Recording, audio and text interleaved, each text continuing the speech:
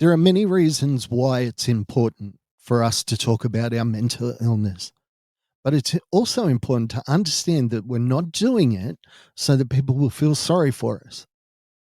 I talk about my mental illness in schools, in universities, in workplaces, at wellness fairs to let people know that there is light on the other side of mental illness. Mental illness is a journey, it's not a destination. Part of helping society, people around us understand the struggle of mental illness is talking about it. And yes, that's a great and lofty goal, but there is a better goal. And that better goal is that it will help you with your own mental illness symptoms. How? I'm going to talk about that today on STP. Welcome to Shattered the Podcast. STP is the story of my journey from the depths of mental illness to a place where I could live again. Guys, today, pretty excited. I got to speak at a wellness fair, a multicultural wellness fair on the weekend. It was fantastic. I spoke in a couple of schools last week, did some training of some people in some of the aspects around sharing their story. Spoke at university. It's been a massive kind of week and a bit. And it was brought home to me at the wellness fair when a dude asked me, how do we go about talking about it in a way, talking about mental illness in a way that is good and is going to help us? When I mentioned to the crowd that me talking about my mental illness on air, on radio, on podcasts, live in person, has helped me more than anybody else, they were quite surprised by that. The thing of it is that I've learned a lot about myself by telling my story. Seems odd, doesn't it? You'll be thinking about what you're going to say. You'll be actually saying things sometimes, and things will come out, and you're like, oh, where's a pen? I better write that down. That was excellent. When I first had a diagnosis of PTSD, I was overwhelmingly ashamed. I grew up in a family where being self-sufficient was the best way to be. My mum and my dad, they clawed and they scraped and they did everything they could to succeed financially, and the benefits are paying off to them now and to their children, if we're being honest. uh, um, but they did it themselves. Nobody ever gave them what they would call a brass razoo. Nobody gave them anything. Everything that they have, they worked for. And God bless them. I mean, what an example. I use them all the time when I talk to my kids about how to be successful. Don't look at me, look at mama and papa. But in our house, it was really brought home to us that you need to be self reliant, you need to be strong. Not for critical reasons like, oh, we're the family that's always strong. It was like, as you're growing up, you're going to get hit, you're going to get knocked. Like I know that this current generation feels like that. Any kind of slight or knock or or impingement on their joy is an attack or an assault. Reality, life kicks you in the guts. My kids, the first time my oldest daughter broke my heart, didn't know it was possible, had no concept that she would be able to do that until the first time it happened. Life will kick you in the guts. Gay, straight, Christian, Muslim, white, black, purple, doesn't matter. Life is going to kick you in the guts. So, when you have a mental illness, and I've been brought up in that idea of self sufficiency and being strong, I'm ashamed. And again, I'm not pointing a finger at my parents. I'm absolutely not. I took a distorted view of what I've watched them do. I wasn't seeing the reality of their situation. I just saw my perception of it. Now, we could cry in my household.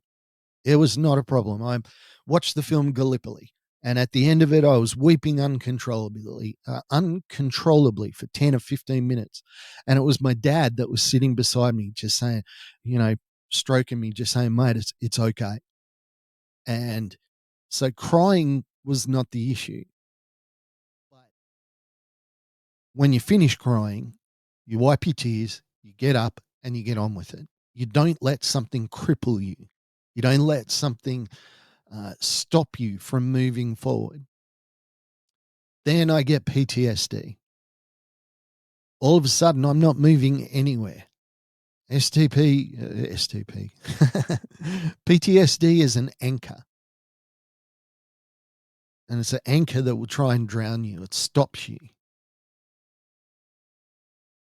So let's go back to what it was like for me. I mentioned at the weekend that I hated myself so much that I didn't look at myself in the mirror.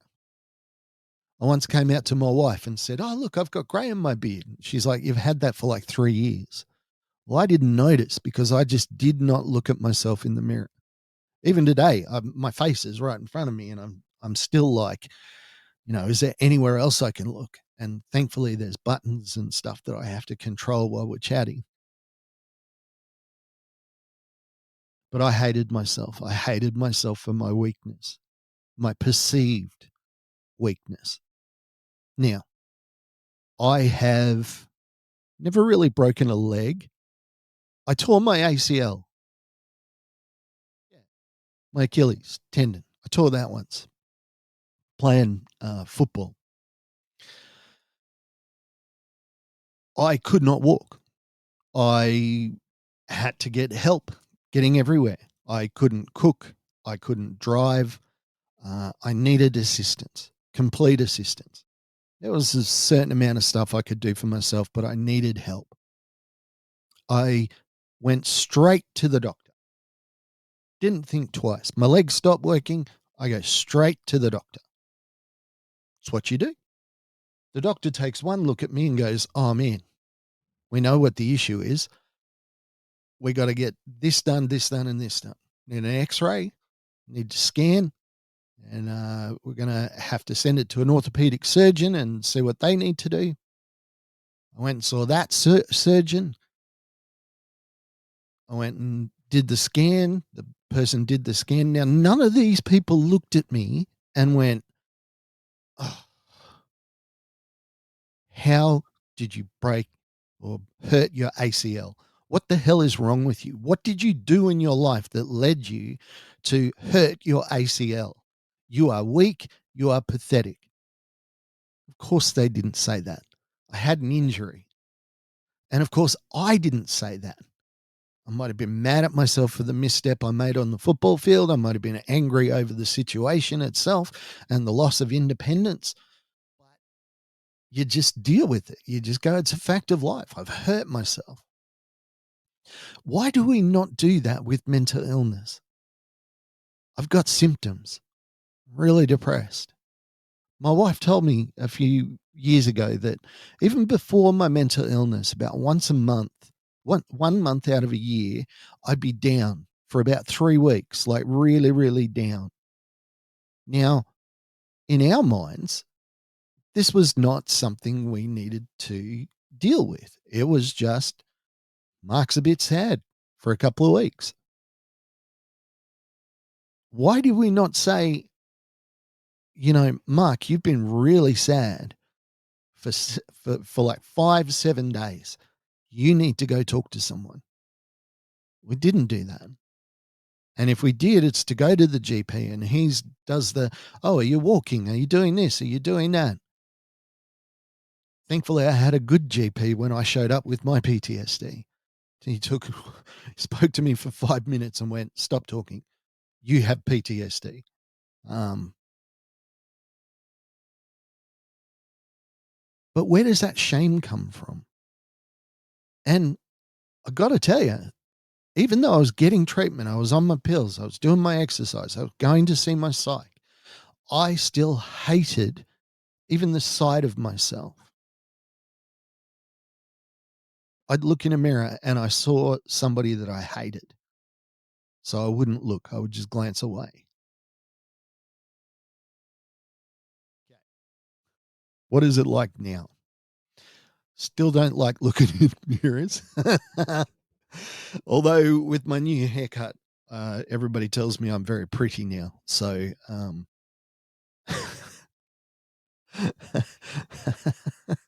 sorry about that. What is it like now, though?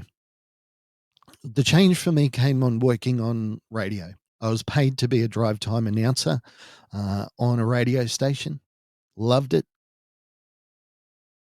Was able to do the job well. Got on air, I was happy, I was happy-go-lucky, I was engaging, would have conversations with anybody that came into the booth. I'm a natural encourager, so, people around me felt lifted up, and got lots of different people to be announcers with me, and was very successful. But I had no friends. I had nobody to my house. I didn't spend time with anybody after spending time at the station because that time on air took so much energy that by the time I finished, I was exhausted, mentally shattered. I was done. After 2, 3 hours on air, I'd get home and I could barely speak. Just because I didn't have the energy to, because I'd been working so hard. There were times that I would sit out in the car before I'd go in and start to prep for a show, and I'd have to force myself, literally just pushing down dark feelings. Uh, my mind telling me I'm worthless and hopeless. And what this translated to is nobody knew that I had a mental illness. I once had a woman come to me and it was a conversation that shocked me to my core. She said, "Mark, it's like you're two different people." She said, "I really like the guy that's on air, that's happy and engaging." She said, "But you never like that in real life." Not only was this one of the most hurtful comments I'd ever heard, but it was devastating in that she thought that the me that was on air was a lie. It wasn't. It was me with effort. It's who I wanted to be. It's who I feel I truly am inside. I'm goofy. I make my family laugh. I make my kids laugh. I tell jokes all the time, or try to. Um, that's just who I am. I'm not a person that is naturally introverted. If I spend too much time by myself, it's dangerous. I go down spirals. Talking about my mental illness, not in this sense and not on even on radio so much, but being able to talk about it in my personal life was a game changer for me. When I finally accidentally outed myself live on air, funny thing about radio is people actually listen to the words that you say. So you'll say a throwaway comment. 5 weeks later, somebody will come up to you and say, "Oh, you said this and it really helped, or it was really bad, or whatever." And you're like, "I don't even remember saying it." And that was the case when I outed myself. I went on air and said to a guy that I just interviewed, as somebody with a mental illness, "I really appreciate what you're doing. It takes a lot of courage. Thank you." That's all I said. Then that was blah, blah. Let's play another song, move along, do the weather, do the traffic. That's how my day went. Got into work the next day and my email was blowing up and it was messages from people talking about my mental illness, talking about last night's show. And honestly, I could have sunk through the floor. My depression kicked in, my anxiety kicked in. I was starting to have panic attacks. But I was at work, I was at the place where I pretend. So I held it together and I kept scrolling through the emails, waiting for the hammer to fall. Every time a new staff member came into the building, anytime a staff member, a colleague came into the building, I was waiting for them to come up and tell me that I was a liar and they don't trust me, and how dare I um, have this mental illness around them and not warn them. But it didn't happen. And it's funny when you're on radio, even local radio, people get this sense that you're someone. You're somebody that they want to meet. And when they meet you in person, it can be kind of exciting. Don't really understand it myself, but I appreciate it. I mean, it's very flattering. Um, Undeserved as it was every single time, it was still flattering. Before I mentioned the mental illness, people would want to come and take a selfie with me. They'd want to shake my hand. They'd want to talk about radio. After I mentioned my mental illness, people didn't want the selfie anymore. They didn't want me to sign anything. They wanted to talk about their mental health. It opened up this dam, and it allowed me to incorporate my true self into who I was on radio, which was, yes, I live with mental illness. And yes, sometimes it is hard, but I live with it and I have a life and I've moved on and I'm safe and you're safe around me. Now, this obviously translated into me going out and speaking in schools and workplaces and that sort of stuff about my lived experience. But the thing that it did for me that was the most important is it made it normal for me to say, hey, I'm struggling. I won't be at something. Okay. So you'd be invited to a party. They're all expecting you to be there. Call up and just say, mate, I'm sorry, I'm struggling. There's no way I could do a party. And for people to just go, mate, I understand. Go home, take care of yourself, do whatever you need to do. It allowed me to be more empathetic to the people around me. It taught me what I needed to say to people that weren't in my head. Hey, are you safe? Do I need to be worried about you? I've had friends that I've been completely brutal with. I lost a mate a few years ago to suicide, and I'm determined that nobody in my circle of influence will ever take their lives again. It's an impossible goal, perhaps, but it's one that I'm living my life by. I've said to people, point blank to their face, talking about suicide, talking about how hard it is. I've said, I would rather talk to you and hear your sob story than sit in a room and hear your eulogy. Call me anytime. When we normalize that conversation around mental illness, sure, society gets better, but it gives you the opportunity to heal as well. When you speak in a psychologist's office, they dig deep and they dig hard, and you're supposed to emote. You're supposed to, if you need to cry, you're supposed to, because that's the place to do it. But learning to talk about your mental illness, even if it's just dipping your toe in the water initially, just, guys, I don't feel so good today. Just, I'm having trouble. I'm going to go home. Just dipping your toe in the water of having that conversation, of allowing people to know that this is a normal part of your life.